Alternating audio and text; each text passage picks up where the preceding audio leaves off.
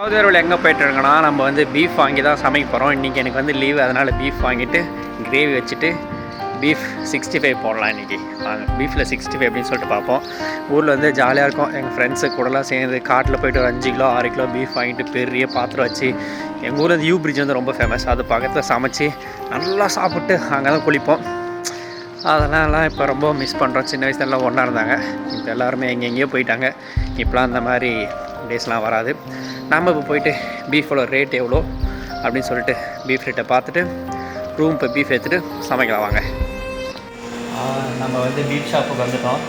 பாருங்கள் பீஃப் சொல்லிட்டு பீஃப் எல்லாம் வெட்டி வச்சுருக்காங்க. இங்கே வந்து நாங்கள் வந்து 1/2 கிலோ தான் வாங்கினோம். 1/2 கிலோ வந்து 15 ரியால்.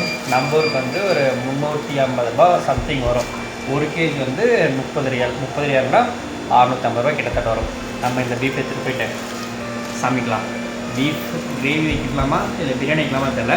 நம்ம நெக்ஸ்ட் வீடியோவில் பார்க்கலாம். பாய்.